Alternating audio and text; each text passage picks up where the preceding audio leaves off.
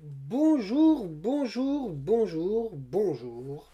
Nous sommes le samedi 8 janvier et c'est une nouvelle édition de Lancez-vous. Vous avez pris l'habitude, enfin je l'espère maintenant, pour parler ensemble de l'actualité du Racing Club de Lens. J'espère que vous allez bien. Bonjour, bonjour à tous. Aujourd'hui, journée importante. Ouh là là, mes cheveux c'est n'importe quoi. Journée, attention, hop, voilà, c'est un peu. Bon, ça va partir un peu dans tous les sens, les cheveux, c'est pas grave. Journée importante aujourd'hui car ce soir, 21 h, c'est le match entre le Racing Club de Lens et le Stade Rennais, 21 h, diffusé en simultané sur Canal Plus décalé, mais également sur Prime Video. On en parlera tout à l'heure d'ailleurs. Donc, un programme assez chargé aujourd'hui. J'espère que vous allez bien. J'espère que vous attendez ce match avec impatience. En tout cas, ça risque d'être un très joli match entre deux équipes assez, assez offensives en Ligue 1. Et donc, nous allons commencer tout de suite cette émission par le groupe Sang et Or. Alors, je ne sais pas si vous avez suivi un peu hier un peu ce qui s'est passé sur les réseaux sociaux. Le Racing Club de Lens a publié trois versions de son groupe. Tout d'abord, il y avait un premier groupe avec l'absence de Yannick Pandore, comme vous pouvez voir il est finalement dans le groupe, hein, évidemment. Et donc, il n'y avait que Jean-Louis Leca comme gardien. Ça a été vite retiré. Ensuite, nous avons eu donc l'ajout de Yannick Pandore et la présence du jeune Varane.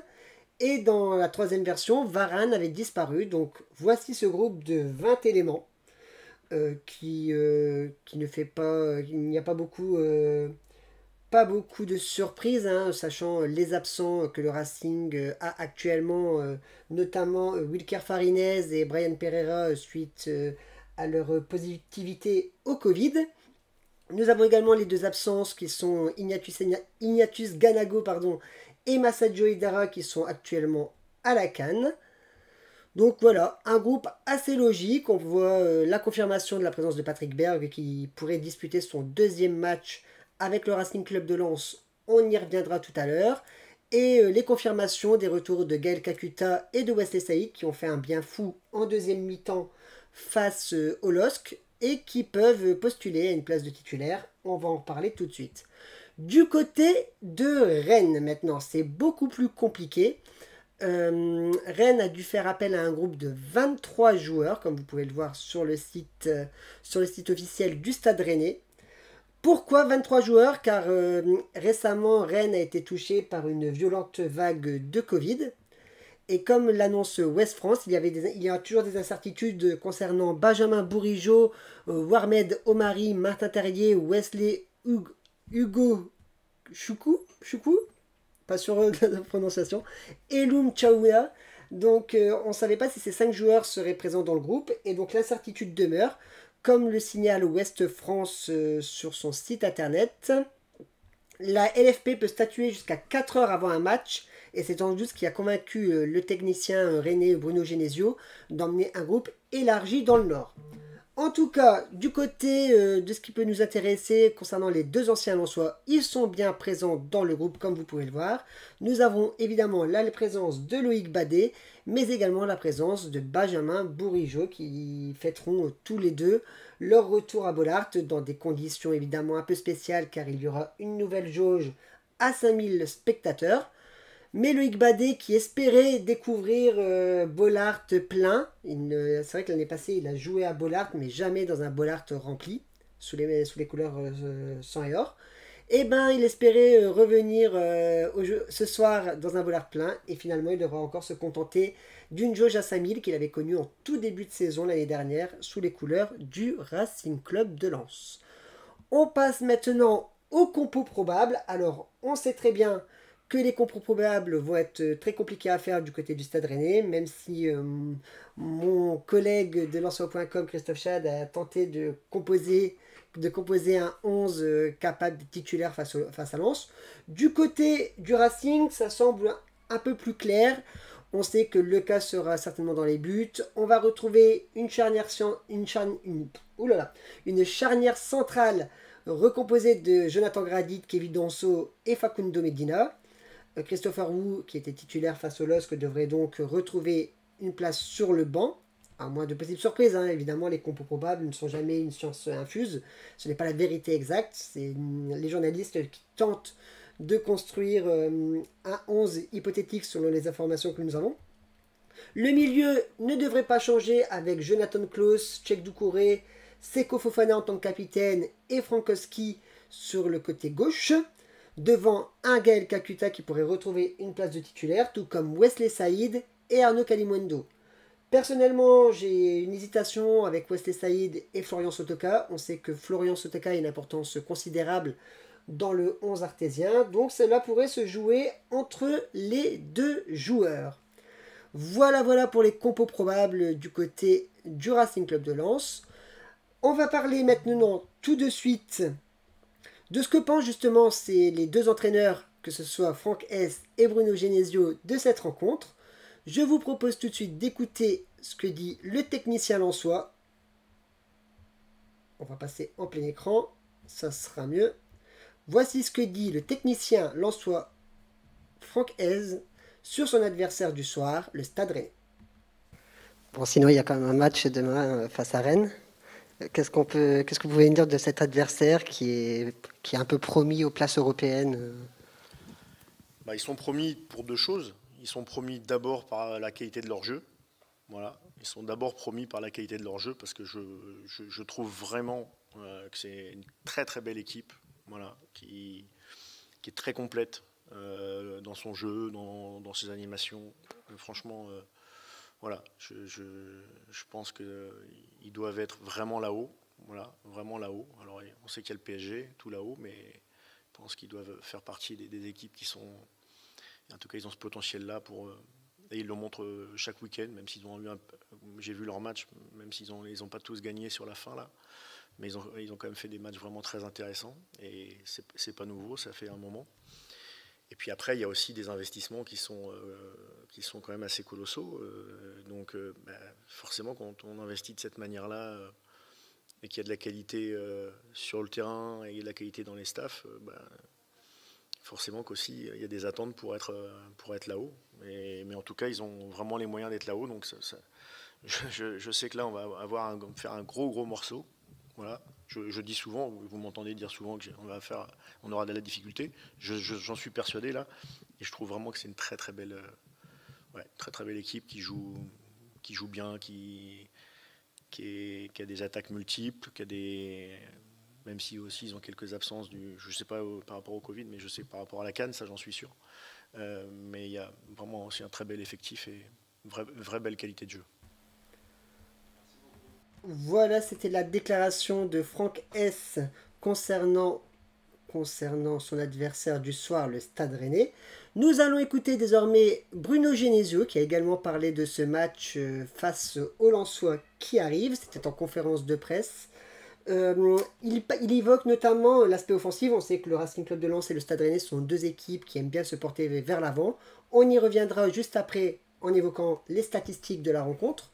Mais voici ce que dit Bruno Genesio, le coach de Rennes, avant ce match. Face à Lens, vous allez affronter peut-être le duel entre deux des équipes qui ont le jeu le plus enthousiasmant de cette Ligue 1. On doit s'attendre forcément à quoi? Un énorme spectacle là, samedi.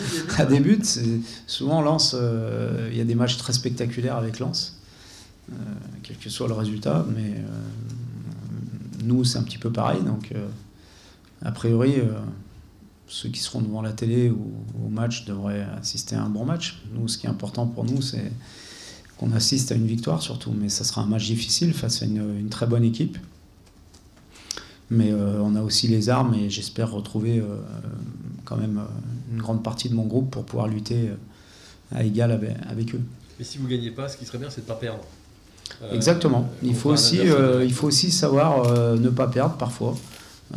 Lorsqu'on ne peut pas gagner, et se contenter d'un point, parce qu'en fin de saison, ce sont des points qui comptent. On a 3 matchs au mois de janvier qui sont importants, avec des absents qui sont en sélection nationale. Donc il faudra bien traverser cette période si on veut pouvoir espérer sur la fin de championnat lutter pour remplir nos objectifs. Mais je suis confiant parce que, je l'ai dit aux joueurs, il faut qu'on garde il faut qu'on garde cette envie de jouer au football, cette générosité, cet enthousiasme. Et puis rajouter cette petite rigueur supplémentaire lorsqu'on doit l'avoir défensivement. Ce sera...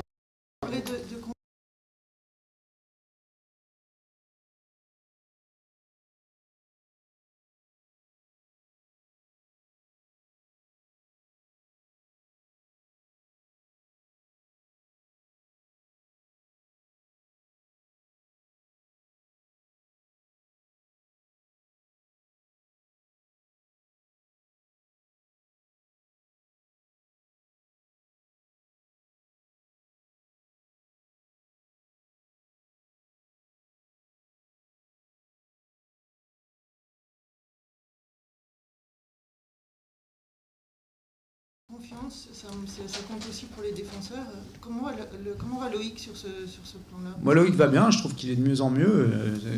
Un joueur qui enchaîne les matchs, forcément, prend confiance aussi, gagne en automatisme. Donc, je le trouve de mieux en mieux dans ses matchs. Il est bien aussi à l'entraînement. Et là, ça sera un match un petit peu particulier pour lui, puisqu'il revient dans son club de l'année dernière, mais bon, je le trouve très très bien en ce moment, donc il n'y a pas de problème de ce côté-là. Et quand je parle d'aspect défensif, ce n'est pas cibler les défenseurs ou le gardien de but, c'est le travail de l'équipe, comme lorsqu'on marque des buts comme celui de Monaco, ça part souvent de derrière. Là, à Monaco, c'était parti de Warmed. Et bien, le travail défensif, il part aussi des attaquants, du premier rideau, et c'est à eux déjà de bien faire le job pour faciliter la tâche de nos défenseurs.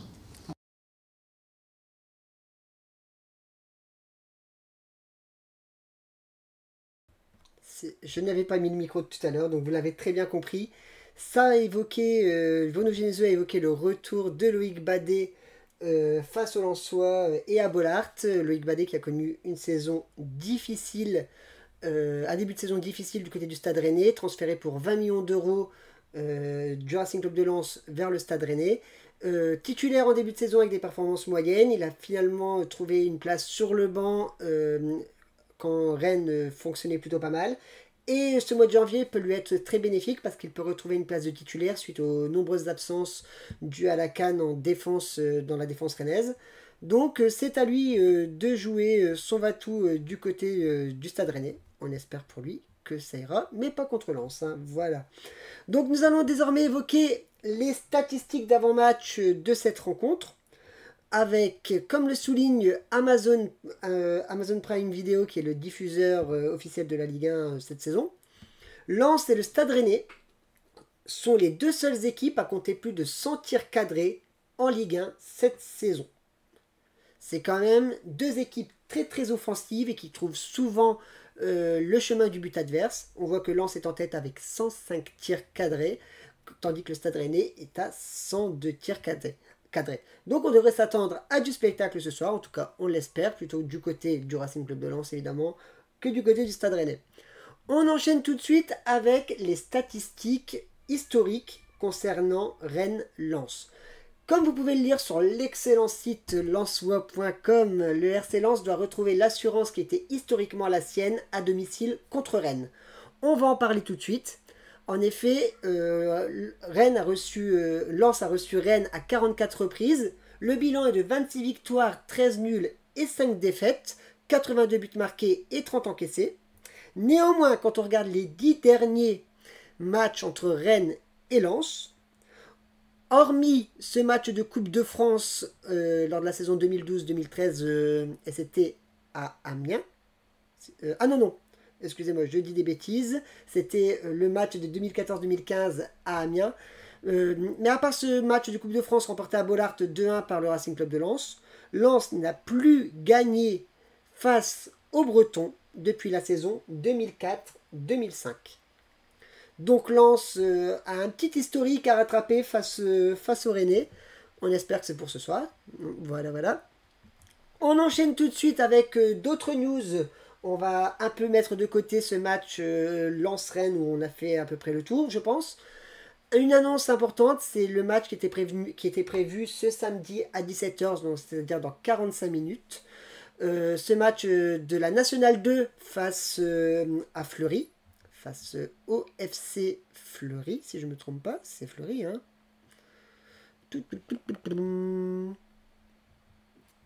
Oui, c'est Fleury, c'est ça, c'est le FC Fleury, est reporté car le FC Fleury a de nombreux cas de Covid en son effectif. Donc voilà pour la petite info. Autre info qui est tombée hier et qui est peut-être un peu plus importante que ce report de la Nationale 2, c'est le départ de Charles Boly qui a été officialisé hier.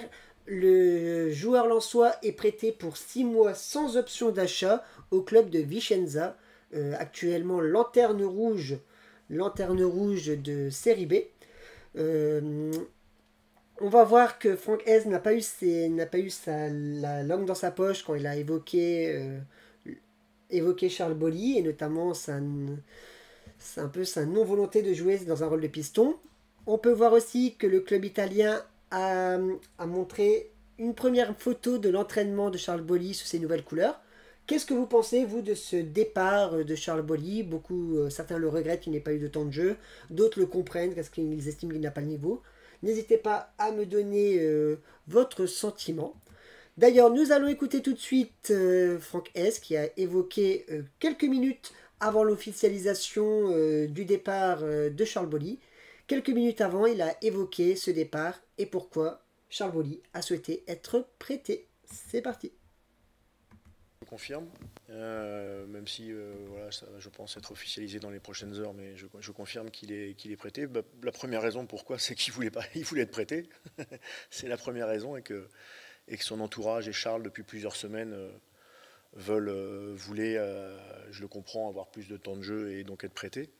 Donc un joueur qui veut être prêté et qui veut partir, et qui a, je le comprends, et qui a des raisons pour, ben, au moment, je pense que ça n'a aucune utilité que de le garder. D'autant plus que Charles, pour nous et sur notre système, aurait pu avoir une importance sur les postes de piston. Mais c'est un poste, vous le savez très bien, sur lequel il ne veut pas ou il n'aime pas vraiment jouer. Alors il peut le faire, mais il faut, quand on est à ce poste-là, c'est un poste dans lequel on doit être, donc comme tous les postes d'ailleurs, dévoué à 100% et engagé à 100%. Et comme ce n'était pas le cas avec Charles, parce que ça fait un moment, hein, c'est depuis le début de saison dernière, et que ça n'a pas changé, c'était pas dans mon esprit, et surtout dans le sien, c'était pas une possibilité de rotation à ce poste-là. Donc, et comme sur les autres postes où il pouvait jouer, soit le système ne le permettait pas, soit j'estime qu'il y avait des joueurs qui sont au milieu de terrain plus performants que lui, je pense que la bonne solution, c'était en effet qu'il soit prêté. Voilà, c'était la déclaration de Franck Hez concernant le départ de Charles Boly au club de Vicenza, actuellement lanterne rouge de Série B. Autre information, hier, c'était également la présentation de Patrick Berg. Vous pouvez voir cette photo sur le compte Twitter de Lensois.com, effectuée par un excellent photographe qui est moi-même. Voilà, donc Patrick Berg avec le numéro 6 qui a été présenté officiellement aux médias hier à la Gaillette. On va l'entendre tout de suite, Patrick Berg, qui va nous évoquer pourquoi il a voulu rejoindre le Racing Club de Lens lors du mercato hivernal. Patrick, quelles étaient les envies et quels sont les objectifs en arrivant à Lens et en changeant de championnat?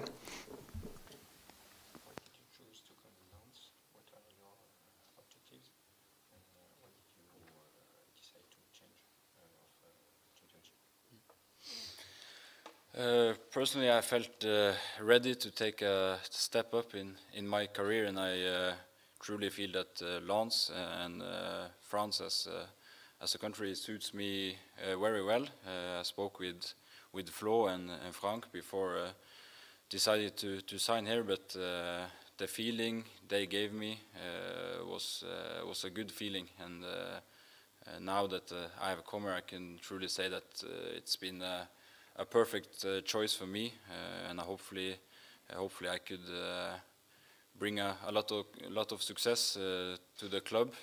That's what I hope. I hope to help develop the club further. It's a lot of young and good players here, and I feel that together we could take huge steps in the years to come. So I'm just looking forward to the years ahead.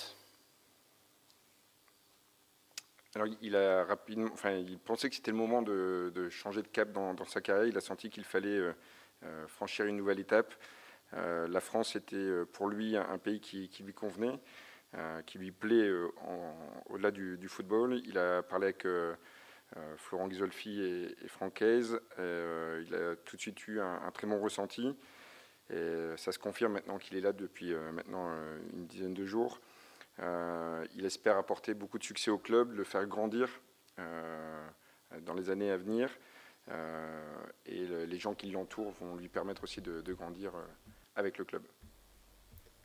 Voilà, c'était la déclaration de Patrick Berg, la nouvelle recrue du Racing Club de Lens.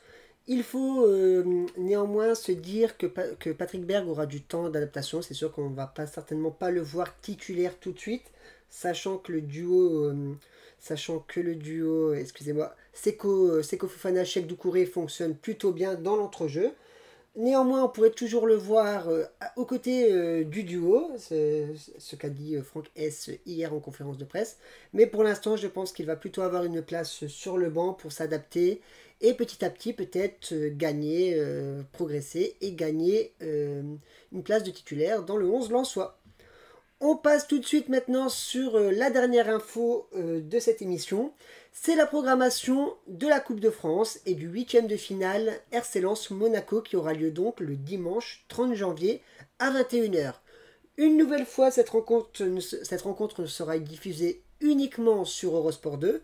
J'ai vu sur les réseaux sociaux que les supporters avaient été très mécontents de voir que France 3 diffusait une nouvelle fois un match du PSG. Je pense que c'est la 3e fois consécutive que le service public va diffuser un match des Parisiens.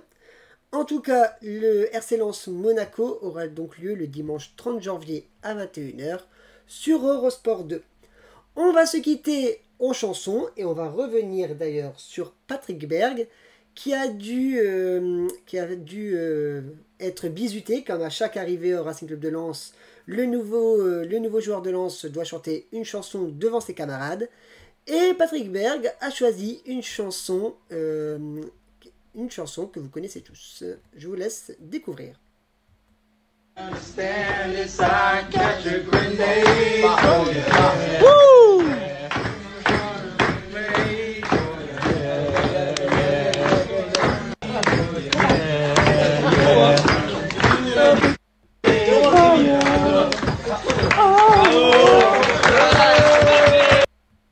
Donc voilà, vous avez reconnu Grenade de Bruno Mars. C'est ainsi que se termine cette édition de Lancez-vous. J'espère que vous avez passé un bon moment en ma compagnie. Nous, on se retrouve demain pour évoquer l'après-match de ce match Racing Club de Lens Rennes. En attendant, je vous souhaite une bonne fin de soirée, une bonne soirée tout court d'ailleurs, un bon match, en espérant voir une victoire du Racing Club de Lens. En attendant, je vous souhaite de passer une excellente soirée et à bientôt. Ciao, bye.